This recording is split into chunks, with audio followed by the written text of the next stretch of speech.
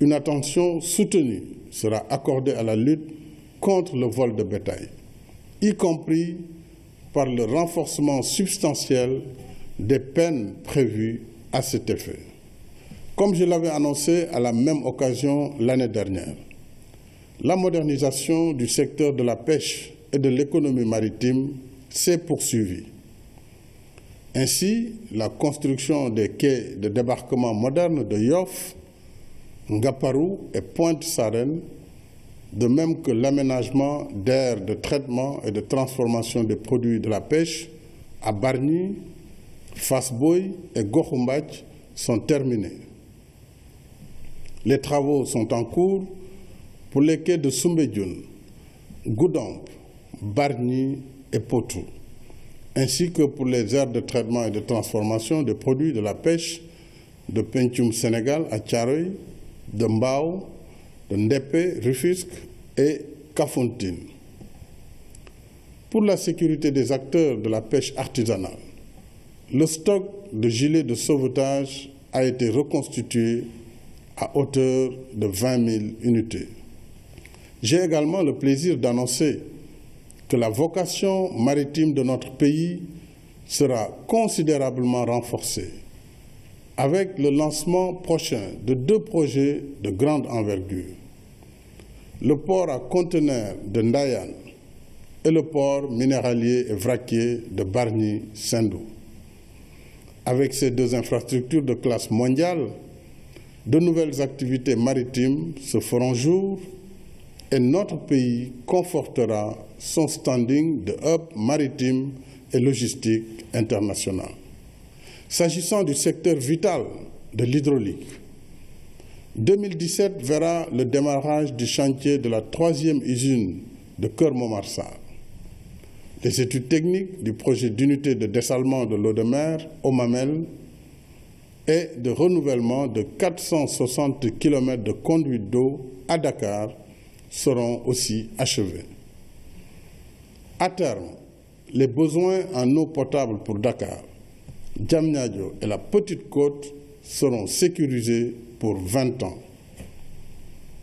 J'accorde la même priorité à l'hydraulique rurale, dont le programme de 300 forages démarré en 2013 est en cours d'exécution. 210 forages et 13 stations de pompage étant réalisées et 45 localités principales desservies en 2016. Au total, ces réalisations ont permis à 630 000 personnes d'avoir accès à l'eau potable. Mes chers compatriotes, malgré nos avancées significatives, des zones entières de notre pays, comme oubliées depuis des années du processus de développement, restent encore dépourvues de services publics. À l'occasion de mes visites à l'intérieur du pays, je vois encore des villages entiers isolés du reste du pays, sans accès à l'eau et à l'électricité. Je vois le quotidien pénible des femmes de tous âges, endurant toutes sortes de corvées insupportables. Je trouve injuste qu'au XXIe siècle, nos mères, nos épouses, nos sœurs et nos filles continuent d'exécuter des tâches d'un autre âge. J'ai à cœur de réparer les grandes injustices qui pénalisent des millions de Sénégalaises et de Sénégalais. C'est pourquoi j'ai inscrit l'équité territoriale et le développement solidaire et inclusif au cœur des priorités du PSE, parce que je veux un Sénégal de tous et un Sénégal pour tous.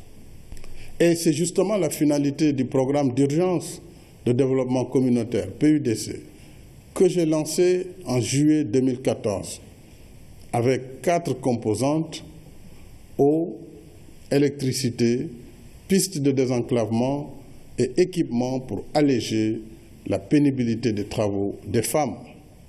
Après 2 années de mise en œuvre, les résultats du PUDC sont plus que satisfaisants.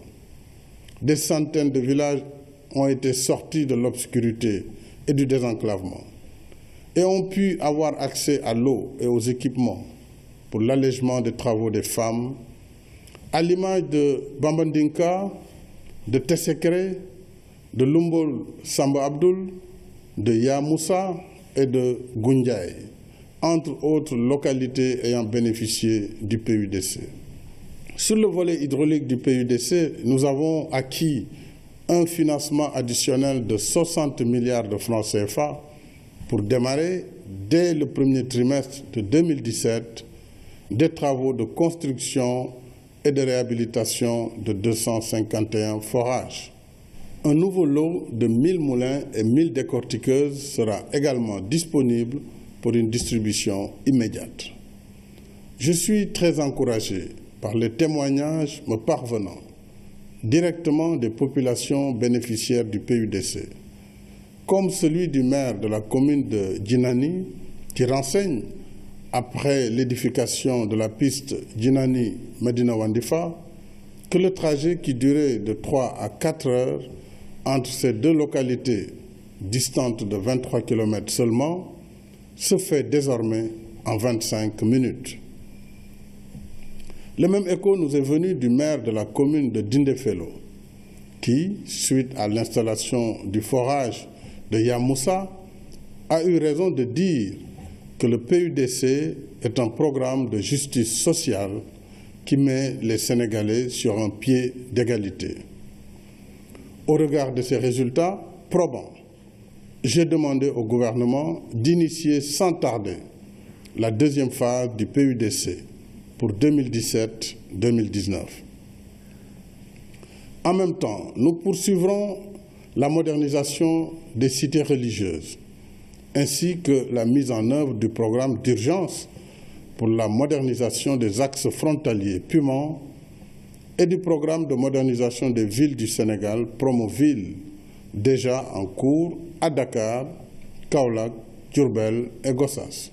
Mes chers compatriotes, l'école et l'université continuent de retenir toute mon attention. Dans un monde où le savoir et le savoir-faire déterminent le progrès des nations, j'estime en effet qu'aucun investissement n'est de trop pour l'éducation et la formation. Ainsi, pour l'année 2016, 9 547 professeurs et maîtres contractuels ont été mis en solde et plus de 21 milliards payés à titre de rappel au corps enseignant, toutes catégories confondues. Nous avons investi plus de 89 milliards pour l'extension de la carte scolaire, les équipements et l'amélioration des conditions de travail en milieu scolaire. Le programme de résorption des abris provisoires sera étendu à 2714 établissements en 2017 pour 6600 classes à remplacer. Pour le logement des étudiants, qui a déjà démarré à Dakar et Saint-Louis, sera poursuivi en même temps que la construction de nouveaux restaurants. Avec l'adoption de la loi sur les universités publiques et celle portant sur la réforme des titres et grades, nous avons créé le cadre pour une meilleure gouvernance de l'enseignement supérieur. Au total, l'investissement consacré à l'enseignement supérieur sur la seule période 2015-2017 mobilisera 302 milliards de francs CFA. Au regard de tous nos efforts, nous devons aussi réfléchir sur la qualité de notre système éducatif, sur ses performances et son adéquation aux besoins du marché de l'emploi. Des mutations s'imposent si nous voulons que notre système reste au contact du progrès. En plus du renforcement du quantum horaire des filières scientifiques et techniques, j'ai donc fixé au gouvernement l'objectif d'orienter au moins 30% des élèves issus du cycle fondamental vers la formation professionnelle et technique.